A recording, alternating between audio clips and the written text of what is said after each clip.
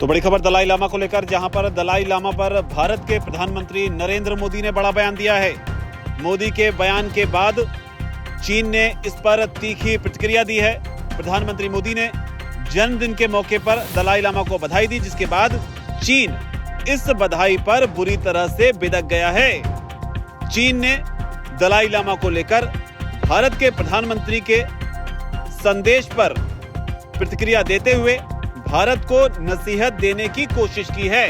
तो बड़ी खबर, लगातार दलाई लामा को लेकर विवाद बना हुआ है, जहां पर इस मामले पर भारत और चीन एक बार फिर से आमने सामने आते दिखाई दे रहे हैं। पीएम मोदी की ओर से तिब्बती धर्मगुरु दलाई लामा को उनके 90वें जन्मदिन के मौके पर बधाई दी गई थी और इसे ही लेकर अब चीन ने भारी विरोध दर्ज कराने की कोशिश की है।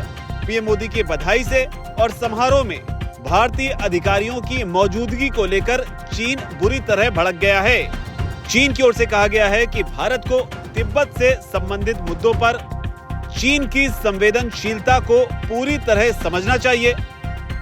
चीनी विदेश मंत्रालय की प्रवक्ता है माओ निंग। उन्होंने मीडिया से बात करते हुए कहा है कि तिब्बत से संबंधित मामलों पर चीन का जो रुख है, जो चीन की स्थिति है, वो सुसंगत और पूरी तरह से स्पष्ट है और सभी के सामने है।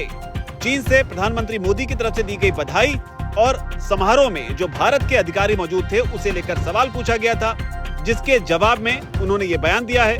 माओ ने आरोप लगाया दलाई लामा पर कि 14वें दलाई लामा एक राजनीतिक निर्वासित हैं। वो लंबे समय से अलगाववादी गतिविधियों में लिप्त रहे और धर्म की आड़ में तिब्बत को, यानी कि शिजांग को चीन से अलग करने की कोशिश करते रहे हैं। तो ये नाराजगी दलाई लामा को लेकर चीन की रही है। आपको याद दिला दें कि चीन तिब्बत को शिजांग कहता है।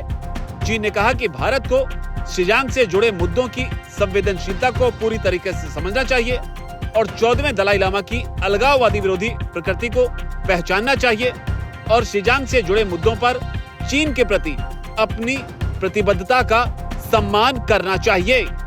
हालांकि यहाँ पर यह समझना जरूरी रहता है कि आखिर प्रधानमंत्री मोदी ने दलाई लामा को लेकर ऐसा कौन सा बयान दिया था, कौन सा बधाई संदेश दिया था जिस पर चीन बुरी तरह से भड़क गया।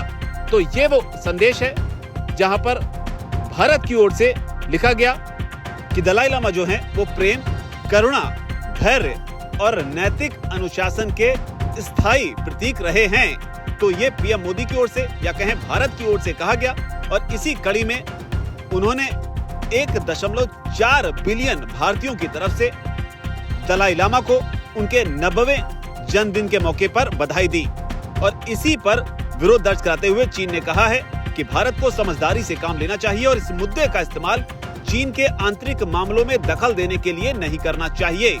इस मामले पर चीन ने भारतीय पक्ष के समक्ष विरोध जता दिया है। तो ये आधिकारिक तौर से चीन का बयान भारत के प्रधानमंत्री को लेकर, भारत की उस नीति को लेकर जहां पर दलाई लामा को लेकर भारत की स्थिति पूरी तरह से स्पष्ट है।